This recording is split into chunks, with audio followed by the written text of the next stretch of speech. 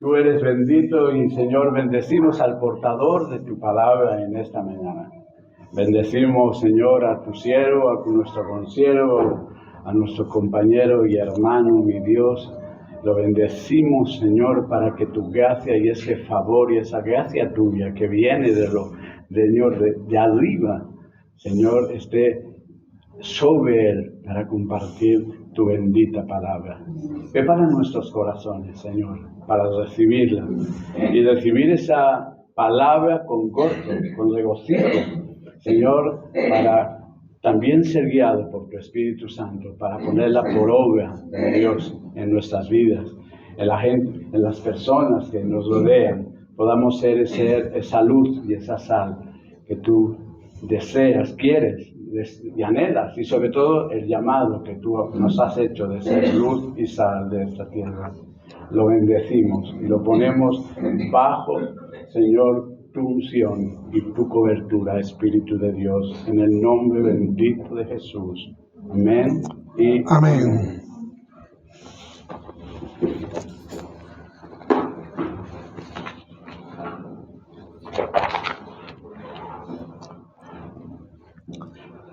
El Señor está en este lugar para sanar, para romper toda obra de maldad, para librar mi alma. ¿No sabéis lo que habéis hecho hoy al venir aquí? Porque el Señor está en este lugar. Y hoy, como evidencia de que está en este lugar, abrimos su palabra, no la mía. Y me puedo equivocar, pero os invito a que escudriñéis las Escrituras, porque ellas son las que dan testimonio de Dios. Quiero daros las gracias a los que habéis estado orando por mí, a los grupos de oración y a los que lo han hecho en secreto, a los que no le han dicho a nadie, para que no le cojan manía. He estado orando por Pedro. Ya, te descarto. Gracias por vuestras oraciones. Como el pastor ha informado, salgo de vacaciones, mi sobrino sube a ver a sus padres y dependo, no tengo billete fijo de salir, sino que marcharé con ellos. Mi hermana estaba un poco, que este año no quería hacer vacaciones, no quería ir, estaba un poco... Y voy con ellos, he creído que era bueno. Creo que hay confirmación porque ya, sin proponerlo, los estudiantes de discipulado se me están plegando. Uno se ha ido a Tortosa 3 horas y media de camino, dice que igual no viene, y la otra dice que va a sustituir a alguien de vacaciones y que no podrá venir. Entonces, bueno, vamos a hacer como los colegios, descanso de verano de discipulado. Entonces, vamos a hacer, en primer lugar, os digo el título de hoy. Le he puesto el evangelista, el gran desconocido. Hoy tocaría, por el bosquejo que puse aquí, la predicación anterior, y de alguna manera continúa, pero he considerado en oración de introducir esta predicación aclaratoria para luego poder entender mejor lo que vendría, si Dios lo permite. Está en las manos de Dios. Un breve repaso de lo que os dije la predicación anterior. El apóstol Pablo está como apóstol instruyendo a Timoteo para que sepa lo que tiene que hacer y qué es lo que la iglesia necesita. Y le instruye que no permita enseñar doctrinas falsas ni fábulas en la iglesia. Otra cosa que comentamos es que hicieran buen uso de la ley, porque hay quien coge la ley para esclavizar a gente y no se la usa bien la ley. La ley es buena si se usa bien, pero si se usa mal, a las iglesias le crearon un montón de problemas porque venían los judaizantes y querían someter el evangelio a la ley. Entonces hay que usarla bien, la ley. Pablo se presenta como el primero de los pecadores, diciendo: tuvo misericordia de mí, el primero, porque yo perseguía la iglesia de Dios y Dios tuvo misericordia de mí. Y de estar persiguiendo la iglesia de Dios, Dios lo pone como apóstol. ¡Wow! Tremendo. Y es un apóstol que realmente da un testimonio y un ejemplo extraordinario. Hubo una exhortación a la Iglesia a orar, a todos, por los gobernantes, por los que nos presiden, por los pastores, por los ministros. ¿Queremos políticos que no nos roben? Hay que orar. ¿Queremos que Cuba sea libre? Las iglesias tienen que orar por los gobernantes de Cuba, porque son lo que Dios está diciendo. Dios actúa a veces en respuesta a lo que su pueblo está clamándole a él. Y en razón al clamor del pueblo, Dios interviene. ¿Cuándo intervino en Egipto? Cuando oyó el clamor del pueblo en esclavitud en Egipto, Dios levanta un libertador. ¿En respuesta a qué? Al clamor del pueblo. Así que os invito a perseverar en la oración, en todo momento, en todo lugar, con acción de gracias, con salmos, con himnos, con intercesiones, con ruego, con lo que queráis. Pero que Dios va a actuar en razón a lo que su pueblo está presentándole. Luego hablamos de algo que le gusta mucho a las mujeres, que es el atavío de las mujeres, interno y externo. Y vimos que para Dios el atavío interno era de más valor que el externo. Luego vimos el orden de autoridad que Dios establece. El padre es cabeza del hijo, el hijo es cabeza del varón, el varón es cabeza de la mujer. Es el orden que Dios ha establecido, que no lo he puesto yo. Ninguna mujer se me queje porque yo no estoy diciendo lo que yo he puesto, sino lo que Dios ha puesto.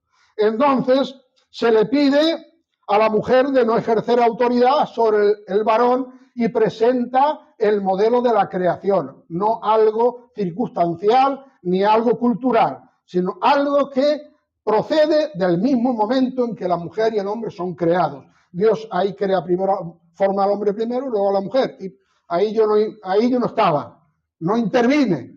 Y comento también un poco uno de las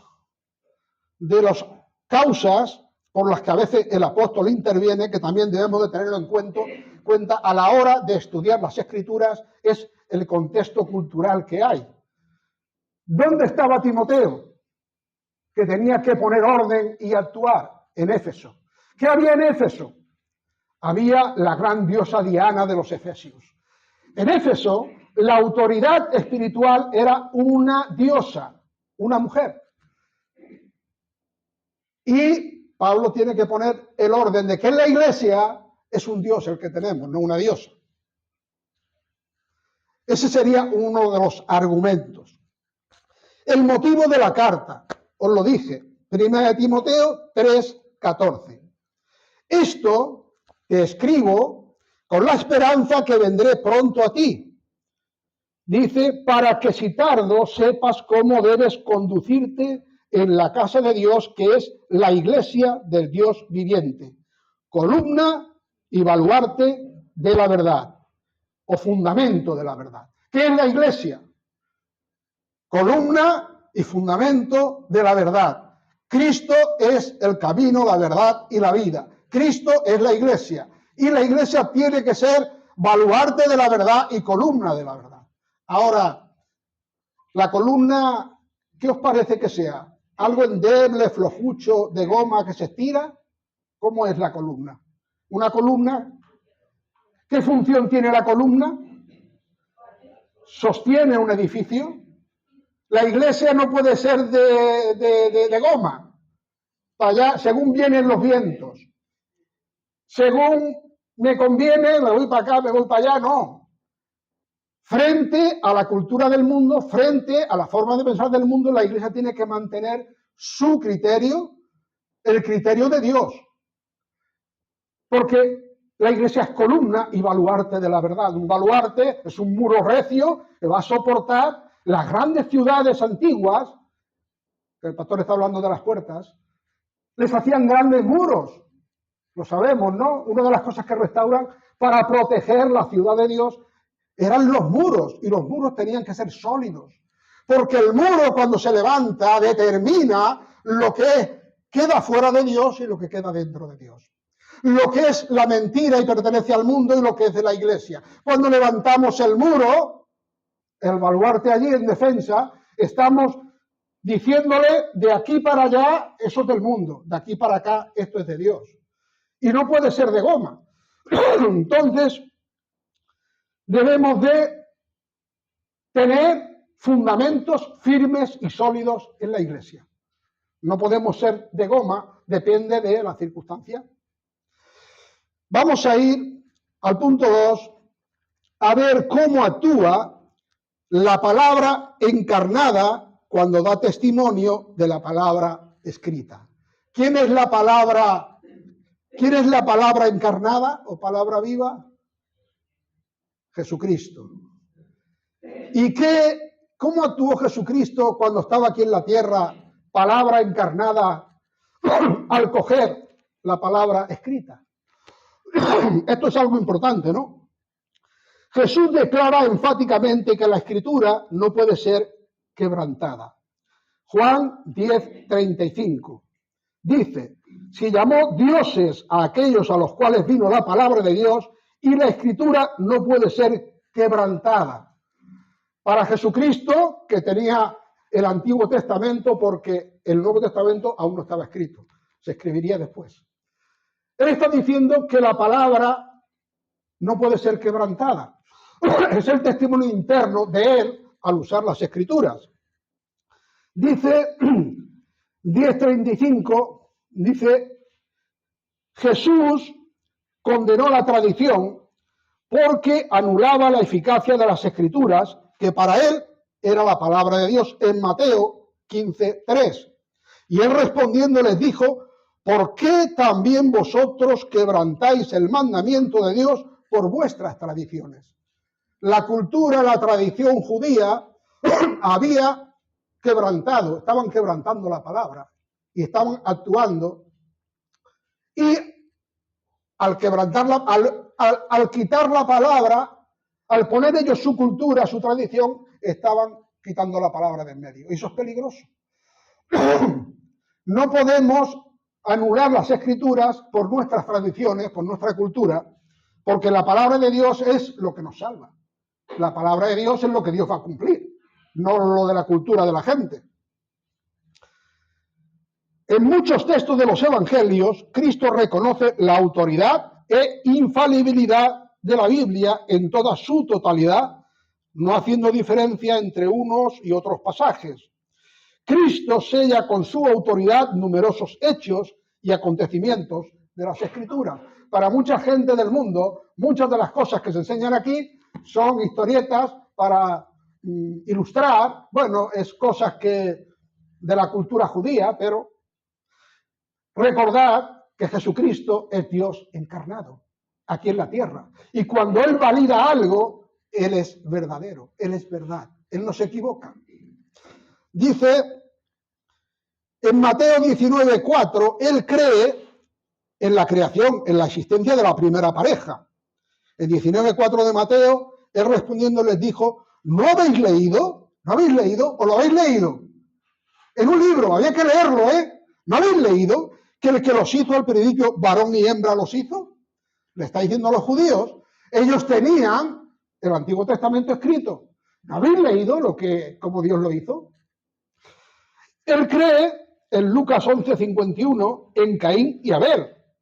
Dice: desde la sangre de Abel hasta la sangre de Zacarías, que murió entre el altar y el templo, de cierto os digo, será demandada de esta generación. Él no lo pone como una historieta, habla de Abel, Caín y Abel, los dos hijos de Adán y Eva, como una realidad, no como algo que es ficción. En Mateo 24:27, él cree en Noé, el diluvio, la función salvadora del arca. Mateo 24:37. Y como en los días de Noé, así también será la venida del Hijo del Hombre. Porque como en los días antes del diluvio estaban comiendo, bebiendo, casándose y dándose en casamiento hasta el día en que Noé entró en el arca. Y no entendieron hasta que vino el diluvio y se los llevó a todos. Así también será la venida del Hijo del Hombre. Una advertencia. Pero él no pone el diluvio como algo ilustrativo, sino como una realidad histórica qué ocurrió. Y cuando el arca se cerró, allí estaban todos comiendo, bueno, aquí no pasa nada. Hasta que empezó a llover, la puerta del arca se cerró y entonces vino el juicio. Y así será la venida del Hijo del Hombre, que no nos pille desprevenidos. Esta es la primera de las 50 hojas que he preparado, así que ánimo, porque me tengo que vengar de vosotros antes de irme de vacaciones. He tenido un problema al escribir este texto porque en realidad tenía que hablar del capítulo 3 de Primera de Timoteo. Me tenía que meter con los pastores, obispos, ancianos y diáconos y explicar lo que el apóstol menciona allí. Pero había un hueco ahí que no se iba a entender bien y ese hueco, pues en oración al final he introducido esta predicación. Pero al final tenía como 3 mensajes. Se ve que habéis orado mucho porque tenía como mucha abundancia y al final no sé lo que quitar. La realidad es que no sé lo que quitar. Pero bueno, cuando nos cansemos, paro y ya está. Lucas 17, 28, él cree en la destrucción de Sodoma y la muerte de la esposa de Lot. Asimismo, también, como fue en los días de Lot, comían, bebían, compraban, vendían, plantaban, edificaban, mas el día en que Lot salió de Sodoma, llovió del cielo fuego y azufre y destruyó a todos. Así también será el día en que el Hijo del Hombre se manifieste. Son advertencias a que no nos durmamos. Como este acontecimiento ocurrirá cuando Él venga y como en Noé cuando Él venga, pero Él va a venir. Claro, y estaremos distraíditos con la juerguita, con la cacerolita haciendo el fueguito por allá, en la playa, para allá, para acá, pero Él vendrá y cuando venga, ahí vendrá el juicio. Dice en Juan 5:46, Él cree en Moisés, al cual le concede inspiración divina. Porque si hubieseis creído a Moisés, me creeríais a mí, porque de mí escribió él. Y 5:47, y si no creéis a sus escritos, ¿cómo creeréis a mis palabras? Para muchos se les puede atragantar este versículo, pues de cómo puede ser que Moisés escribió de Jesús. De mí escribió él. Es que el verbo es Jesús, y el que estuvo con ellos en toda la transición del desierto, en la roca que es Cristo. Él es la revelación. Y Moisés escribió lo que él le dictó o lo que él quiso revelar de sí mismo.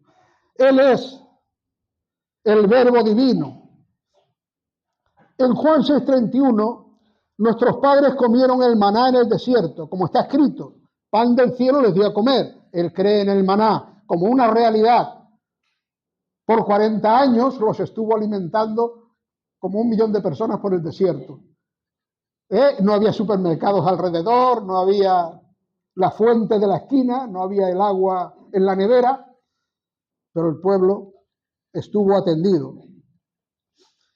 En Juan 3:14, él cree que los que pecaban se sanaban mirando por fe a la serpiente de metal.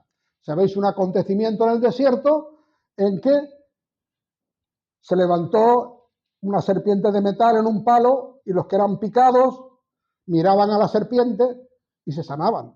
Eso era fe en acción. Dice en Juan 3:14, y como Moisés levantó la serpiente en el desierto, así es necesario que el Hijo del Hombre sea levantado, para que todo aquel que en él cree no se pierda, mas tenga vida eterna. Él cree en Jonás, en Mateo 12:39, y en el aposento alto prometió a sus apóstoles la asistencia especial del Espíritu Santo para que les enseñase y guiasen al conocimiento de toda la verdad y así estuvieran capacitados para completar con sus escritos y en virtud de haber estado con Cristo desde el principio el canon del sagrado libro, que es esto. Juan 14:26, más el Consolador, el Espíritu Santo, al cual el Padre enviará en mi nombre, Él os enseñará todas las cosas y os recordará todas las cosas que os he dicho. Claro, una simple fuerza no hace esto. Es que el Espíritu Santo es la tercera persona de la Trinidad y hay una promesa de Jesús. Sabe que necesitamos una pastilla para que la memoria no se nos vaya. Y la pastilla para los apóstoles era el Espíritu Santo. Yo voy a enviar mi Espíritu Santo para que cuando yo me vaya Él os recuerde todo lo que yo os he dicho. Porque vosotros vais a tener que poner el fundamento de la iglesia. Vais a ser los que vais a enseñar todo lo que yo he enseñado. Y ahora, ¿qué mente humana capaz de recordar todo lo que Jesús había hecho? Les promete la ayuda del Espíritu Santo que va a estar con ellos y entonces ellos van a poder recordar. Juan 16:13, mas cuando viniere el Espíritu de verdad, Él os guiará a toda verdad, porque no hablará de sí mismo, sino que hablará todo lo que oyere y os hará saber las cosas que han de venir. Y en 15:27, y vosotros también daréis testimonio porque estáis conmigo desde el principio. Él escogió a 12, solo 12, escogió para que estuvieran con él, lo vieran, lo tocaran, lo palparan, vieran su muerte, contemplaran su muerte, contemplaran su resurrección. Esos son los escogidos para poner el fundamento de la iglesia. Y solo hay 12. Y la Nueva Jerusalén tiene 12 cimientos, que son los nombres de los 12 apóstoles, no hay más. Aunque cuando iba de camino al tanatorio, pasé por una calle que ponía iglesia fundada del apóstol no sé quién, porque ya no me acuerdo el nombre, un letrero así de grande. Esta iglesia fue fundada en fecha tal por el apóstol tal, con mucho rebomborio. Y yo me quedé así, bueno, si él lo dice. Dice, ¿está el canon cerrado para ti? Es una pregunta. Porque en Apocalipsis hay un castigo para añadir o quitarle a las escrituras. El profetismo que se da en el Nuevo Testamento es que las iglesias cuando se abren, el Nuevo Testamento no está escrito. No hay libro del Nuevo Testamento para enseñar a la iglesia y eso había que hacerlo proféticamente. Los apóstoles y los profetas son los que empiezan a enseñar a la iglesia lo que Cristo ha dicho, lo que Él ha enseñado, a repetirlo con la ayuda del Espíritu Santo, y ahí entran profetas y apóstoles para poner el fundamento. Ahora, con la muerte de los apóstoles se cierra el canon. Acordaros que los apóstoles sabían ellos mismos que ellos no podían poner apóstoles.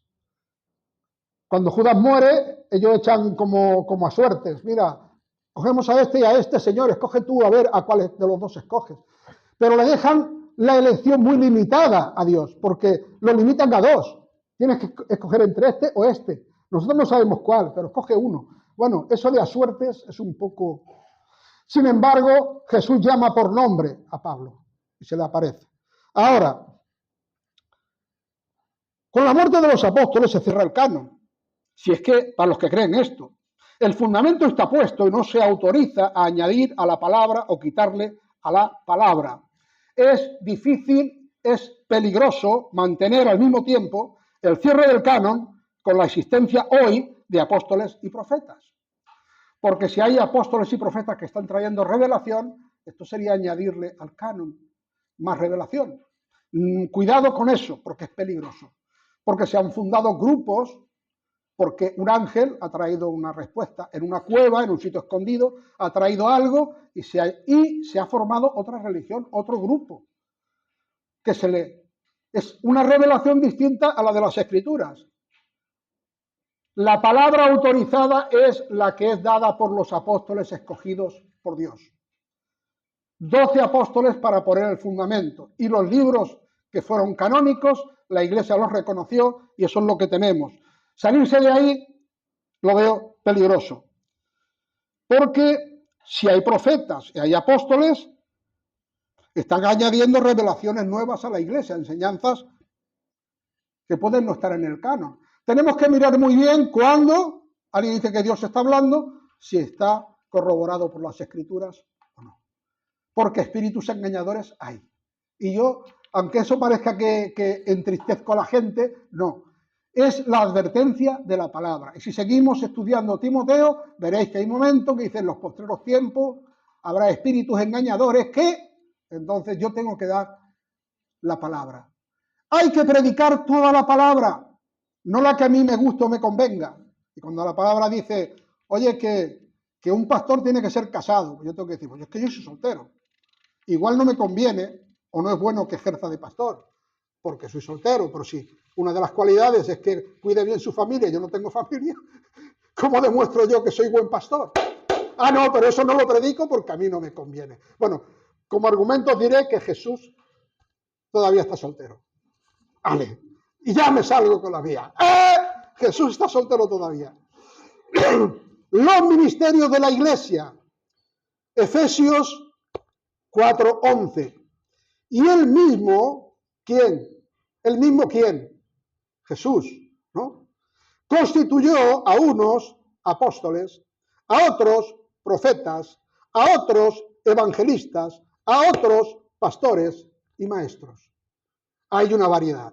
Si yo ya descarto que los dones siguen, que algunas cosas siguen, la palabra de sabiduría, la palabra de ciencia, don de lenguas, pero que cuidado con apóstoles y profetas, porque esos fueron puestos para poner el fundamento. Y el fundamento está puesto y la representación de apóstoles y profetas es este libro. Este es el ministerio profético y apostólico, aquí, en el libro, está ya fijado. Evangelistas, el gran desconocido. Qué poco se habla de los evangelistas. Todos quieren ser o apóstoles o profetas.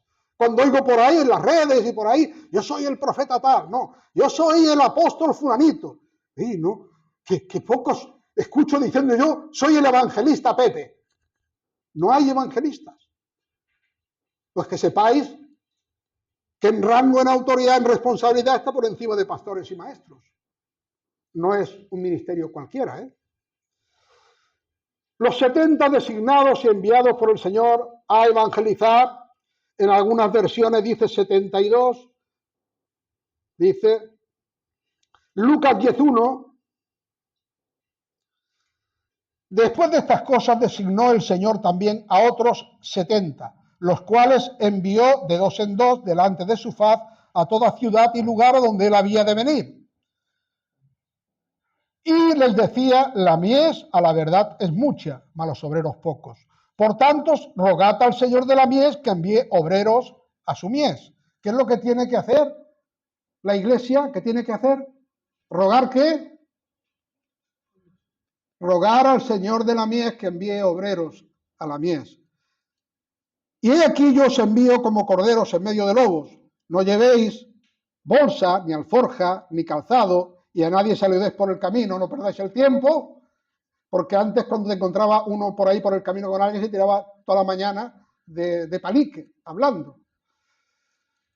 Aquí estamos viendo que si los apóstoles eran 12, aquí ya tenemos una mayor cantidad, 70, enviados por el Señor a evangelizar. Son muchos más. Felipe, en Hechos 8:4.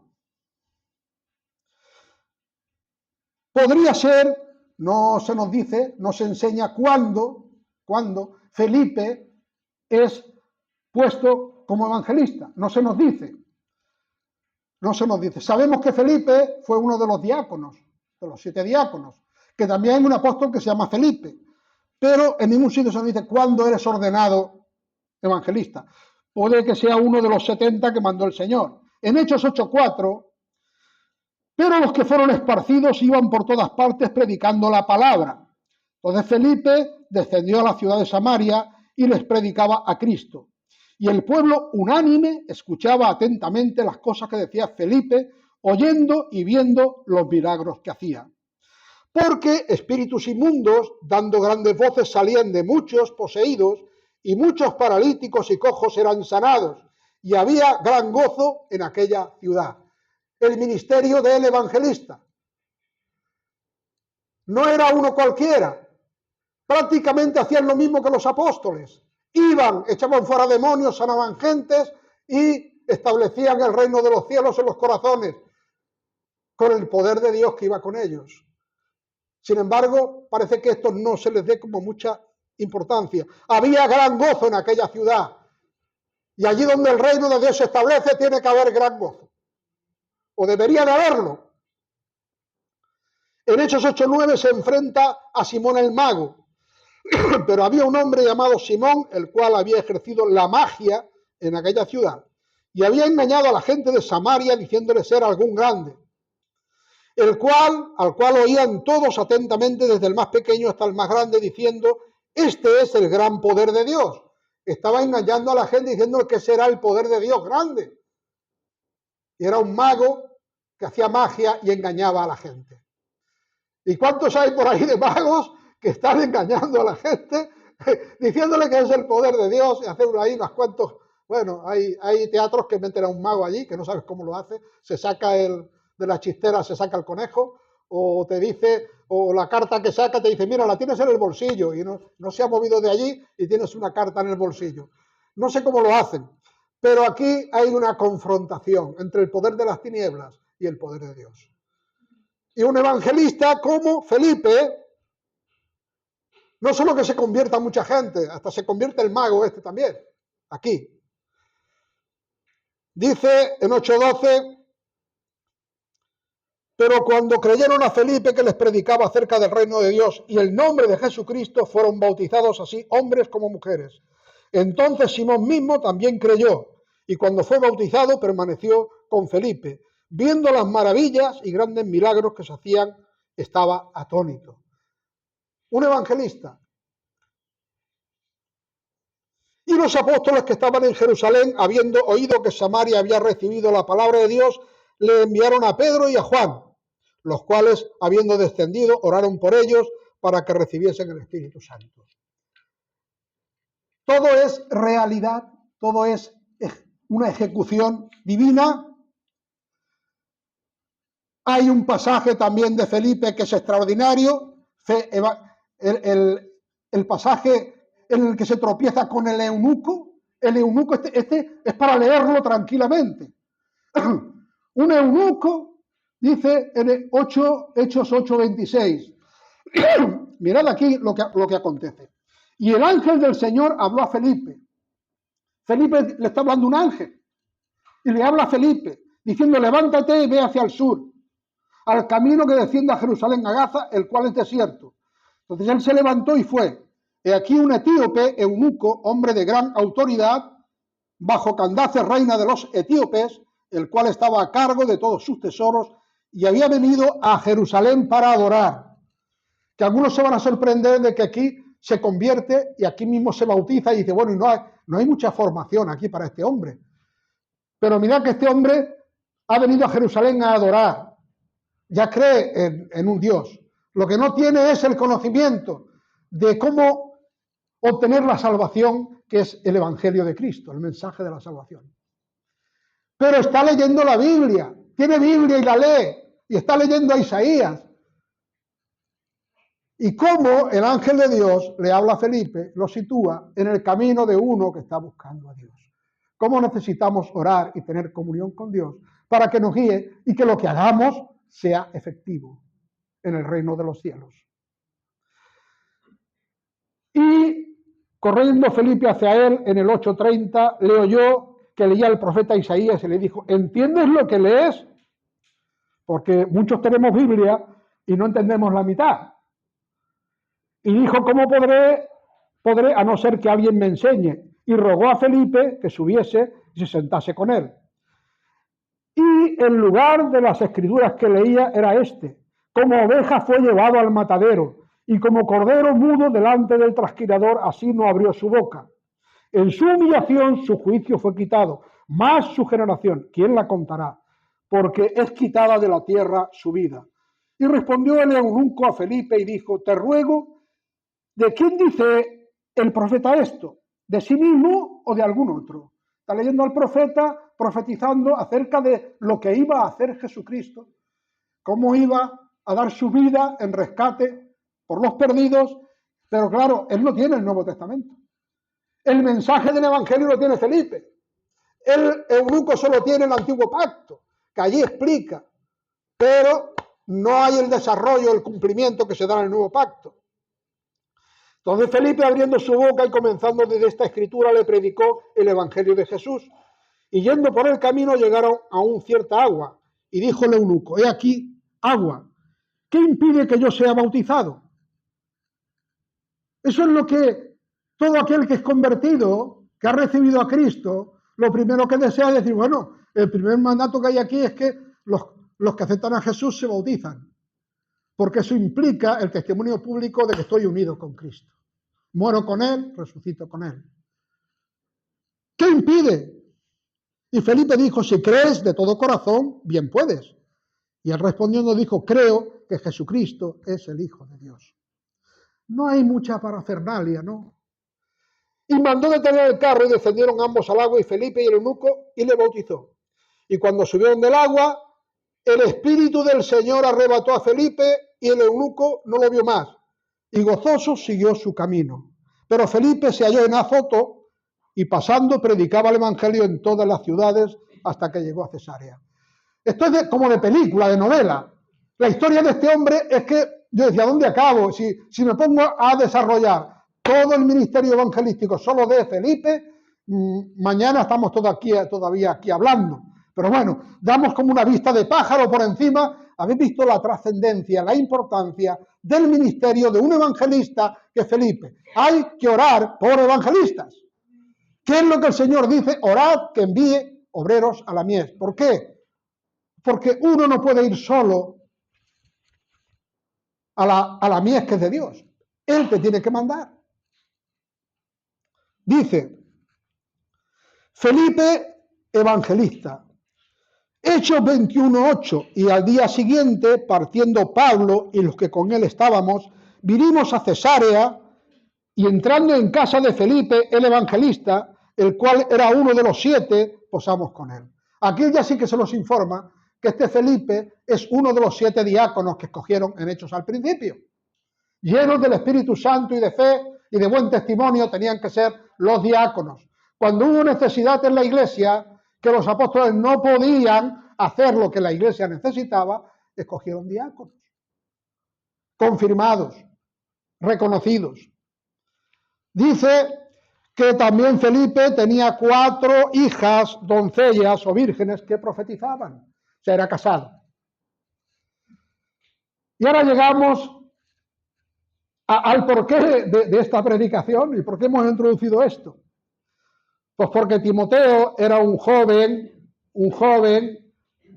que al parecer no tenía mucha experiencia, parece ser que era joven y que no era casado, y nos preguntamos, ¿y qué hace Timoteo ejerciendo de pastor en la iglesia de Éfeso bajo las órdenes de Pablo y ordenando obispos, pastores y ancianos, y ordenando la iglesia, un joven? Esto no me encaja con las condiciones que luego se piden al pastor, o obispo, o anciano. ¿Y cómo es que este muchacho está haciendo esto? Porque dice en 2 de Timoteo 4:5, pero tú vela en todo, soporta las aflicciones, haz la obra de evangelista, cumple tu ministerio. Ya hemos descubierto por qué Timoteo está haciendo lo que está haciendo. Porque él es evangelista. Y un evangelista tiene autoridad, está en la escala por encima de pastores y maestros. Y aunque es joven, y aunque posiblemente no tiene hijos, aunque posiblemente no es casado, tiene la autoridad con el respaldo de Pablo, que es el que pone el fundamento. El evangelista no pone el fundamento doctrinal. El fundamento es exclusivo de los apóstoles y profetas. Pero bajo la dirección de Pablo como evangelista está en una iglesia para ordenar obispos, pastores y ancianos, que es lo mismo, y diáconos, y la doctrina de la iglesia. Y es un joven, y es soltero, por lo que se ve, no era un hombre, no es el perfil que luego se le pide Pablo para el que va a ser pastor, anciano o gobernar la iglesia. No encaja, es que no encaja para nada. ¿Y por qué? Ahora podemos entender por qué un joven es comisionado por Pablo para ordenar ancianos y ordenar la marcha de la iglesia. Y ahora leemos, y nos vamos acercando al final, ya veo que todavía no os habéis dormido.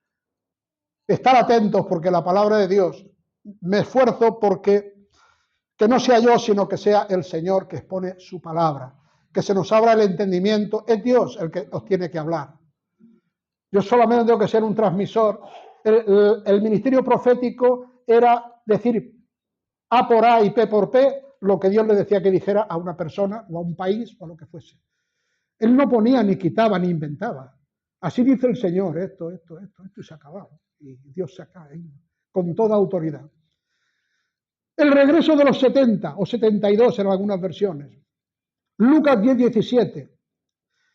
Y volvieron los 72 o los 70 con gozo, diciendo, Señor, aún los demonios se nos sujetan en tu nombre. Y él les dijo, yo vi a Satanás caer del cielo como un rayo. En el 19, he aquí os doy potestad de hollar sobre las serpientes y sobre los escorpiones y sobre toda fuerza del enemigo, y nada, en ningún modo, os dañará. La autoridad delegada de Jesús sobre los evangelistas que él manda. Ahora han regresado. Y Jesús está diciendo, yo veía todo esto. A Satanás caer del cielo como un rayo. Estaría enfadadísimo porque le estaban quitando las almas que tenía esclavizadas. Estaban rompiendo las cadenas de atadura, de engaño, de mentira, que la gente está esclavizada, y el evangelista, con el anuncio del evangelio, estaba rompiendo cadenas, abriendo los ojos, desatando a gente y sanando enfermos. Por la palabra de Dios, por el respaldo de Dios que va con ellos. Más, dice, os he dado potestad para hollar sobre las serpientes, los escorpiones, toda fuerza del enemigo, y en nada, en ningún modo, os dañará.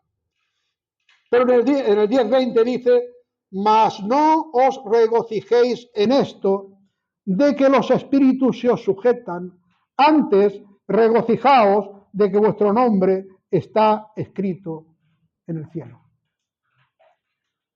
Muchas veces menospreciamos el gran regalo, la gran dádiva de Dios, que es tu salvación eterna de tu alma.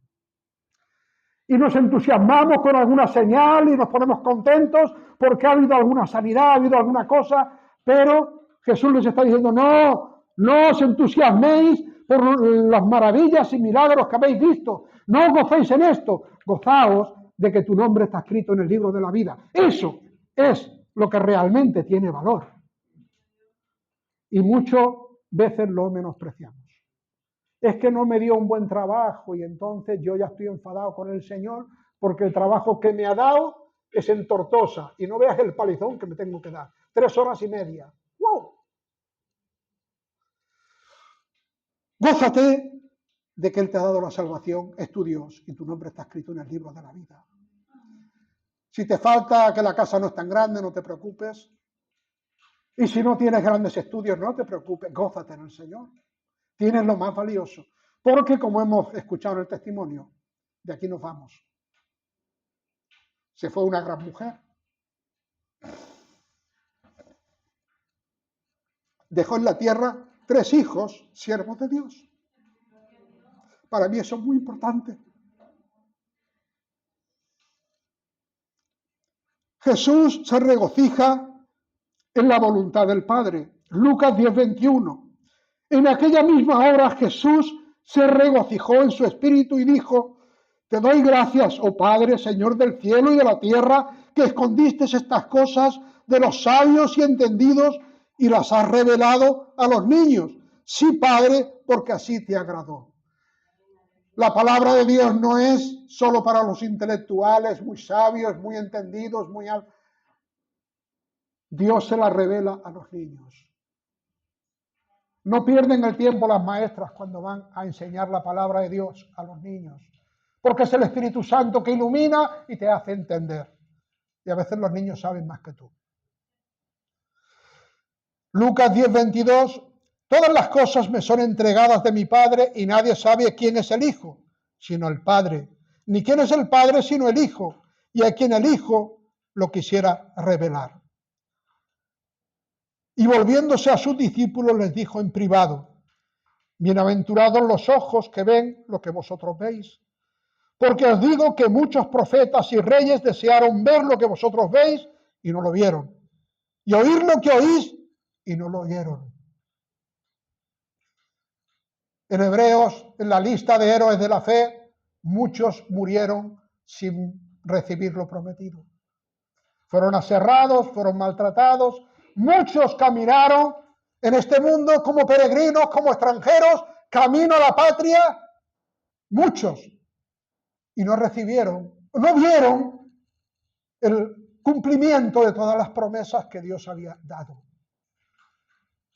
En el Antiguo Testamento hay muchas promesas, pero muchas se cumplen en el Nuevo Testamento. Y estos evangelistas estaban experimentando la manifestación del reino de los cielos, lo que muchos habían querido ver y habían estado esperando y murieron sin verlo. Y ellos lo estaban experimentando. Dios cumple su palabra. Su palabra no es de goma, no es de chicle. La palabra de Dios no puede ser quebrantada. Y Jesucristo da testimonio de lo que dice su palabra se cumple. Lucas 10:2. Y les decía, la mies a la verdad es mucha, mas los obreros pocos. Por tanto, rogad al Señor de la mies que envíe obreros a su mies.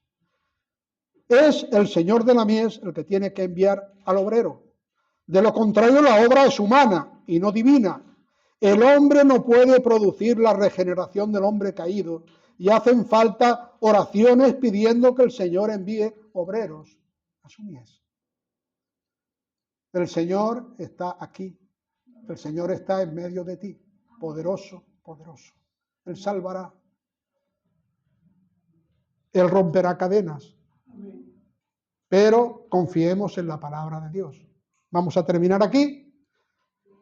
Gracias por no dormiros. Sois un buen rebaño, un rebaño fantástico. Poneros de pie si queréis, vamos a orar.